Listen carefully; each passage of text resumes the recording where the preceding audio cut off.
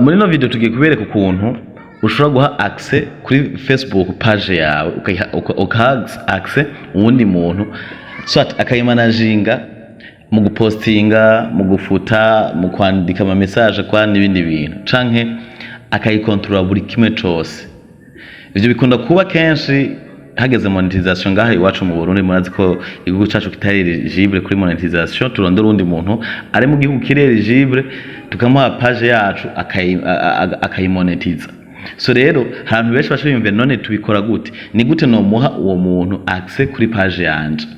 Ese ndamuha konte yanje yose nkama password acabona ama message twandikirana n'abantu? Alors ni gute renza kumuha page yonyene? Sivyo? Rero muri no video tugiye kubereka ukuntu uwo muntu uza kumuha page yonyene. Ico tugusaba no kokora subscribe kuri Naso Star TV, utibagera kudufollowinga kuri Facebook, Instagram, TikTok ni Naso Star TV.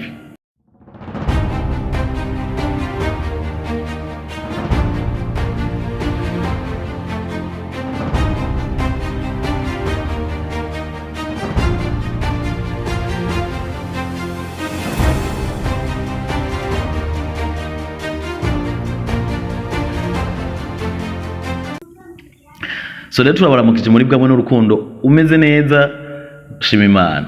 Ufise ibibazo kanaka senga Imana ibiroranye, ugwaye naho nyene senga Imana, uje no kwa muganga ibintu bigende neza. So icyo usabwa rero nuko dukora commentaire, ukatubwira, ukatubaza ikibazo cyose ushaka kutubaza, partage commentaire zawe zirakenewe, like vyinshi turabakunda. So rero tugomba tugende intambwe ku yindi, step by step. Reka tutarandiriye tugende ukebuke. Twifashishe Facebook nko bisanzwe ko turakoresha Facebook, then ucuza ngaha kuri kantu ka dashboard ngaha. Abantu benshi sinzi ko mugatahura naka iyo utakoresha ko uraza ugakoresha aha kuri profile yawe ukafyondako ukacubona ahantu handitse professional dashboard, sivyo? Ucuza ugafyondako ngaha kuri professional dashboard, ukaca scrolling down ukaraba ahantu handitse tools, kuri tools aha ukaca ufyondako hanyuma umanuka aha ubona handitse, donc uramanuka ukaraba ahantu handitse page access. Okay, page access ngaha kacufyondako we aha turashisa ahantu muhatahure, niho nshaka ko mutahura cyane gusumba. Ahantu hariho ahambere handitse ngo handitse ngo people with Facebook access. Okay, ahantu muhatahure muhumve, ahantu guhuwo muntu donc access yo gukontrola page Facebook yawe buri kintu cyose akagikontrola. Okay, ndasubiyemo buri kintu cyose akagikontrola, kandi afise uburenganzira bwo kugukura ko wewe ukavako, page gasigara yikontrola nyene, wewe ugasigara ufira amaso. Canke igihe ugurishije page ukoresha hanyene, urashobora kugurisha page ukayiha uwundi muntu, wewe ukayivako nyene gasigara ayikontrola nyene byose, wewe ntuzosubira no kuyibona. Okay, hanyuma ha kabiri handitse ngo people with task access. Aha naho umuntu uramuha access kanaka kumubwira ati wewe uzokora ibi bikorwa ibi nta bindi ujejwe. So rero kugenda aha hambere ushobora kuri add new.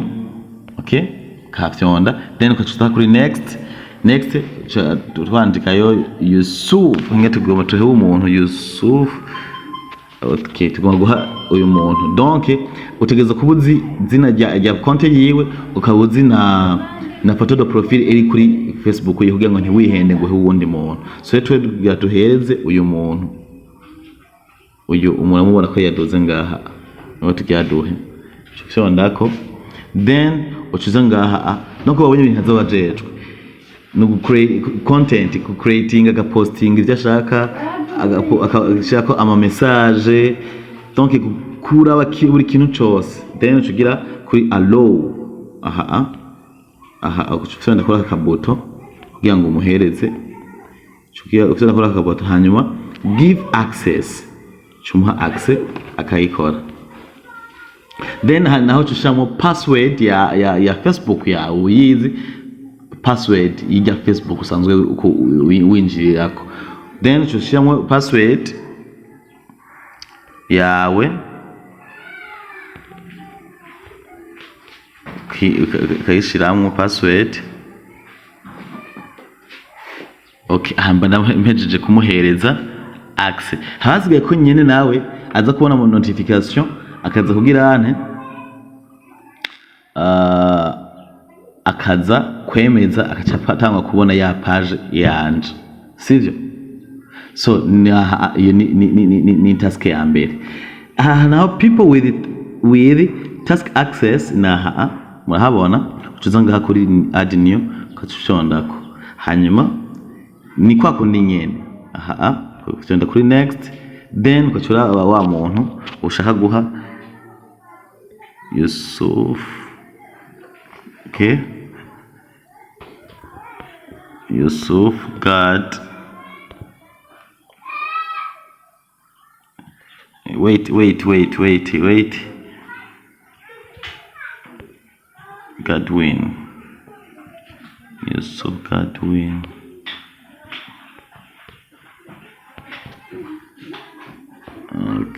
Okay. Ubwo ndibaza ntiyoshobora kujako, tumanze tumukureho kwanza. Canceling the invitation.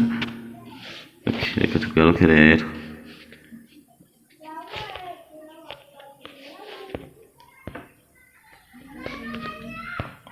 Canceling. Okay.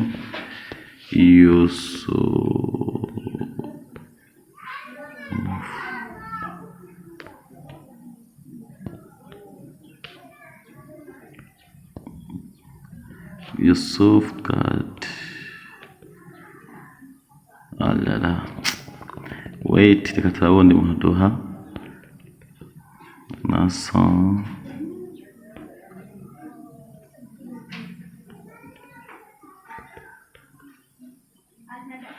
Okay, huyo Nason. Okay, aha rero tugoma kuri people with task access. Iyi donc umuha access ku kintu wowe ushaka, nka kuri insign aho abajeje kuraba gusa page yawe ukuntu iri kurakura, akaraba performance ibintu nyine. Donc see how the page page yawe imeze, content akazirabe content mumaze gushirako ukuntu ziriko ziraronka ama views, like ibintu nk'ivyo, akaraba performance ya page Facebook yawe. Nico kintu abajejwe. Ndamuhaye iyi sign, sivyo? Ndamuhaye add afise uburenganzira bwo gupostinga no gufuta ibintu nashizeko, ni nka nyene na content nico kimwe, sivyo? Aha naho ni umuha access zibiri, ntashobora kurenza access zibiri. Donc ha message kwa wibona ni abajejwe. Wewe uratora access ubona ayo abereye uwo muntu, sivyo? Batika ndamuhereza izi access. Okay, hanyuma ukaje give access. Okay, hanyuma gashamo password.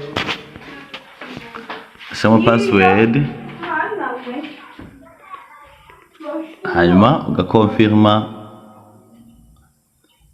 confirme acajako.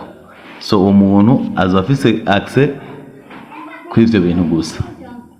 Hama umuntu wese acabona invitation muri Facebook yiwe, then accepting ya invitation, puis akacagira atanga kumanaginga gukoresha ivyo bintu wewe wamuhaye ko azokora. So rero wewe nimba wararose umuntu ashaka kugira monetization ari mu gihugu kiri eligible, ukaba warabuze ukuntu ushobora kuyimuha no mwanya wawe kugira ngo muhereze Facebook yawe kugira ngo ayigire monetization canke bayikurikirane. So tukunda cyane mwakumena na Soliton, kandi mwibuke gukora follow kuri Chizo 257 na Wamotema official, mutibage na Eric Live TV kuri YouTube, kuri Facebook naho ni Eric TV 257 muri bwa mwe n'urukundo mubikore mutibagira na follow kuri Gahutu le comedian kuri Facebook nyene mu following kugira ngo muze mura comedy ziwe ibintu bibandanye biryoha turakunda cyane.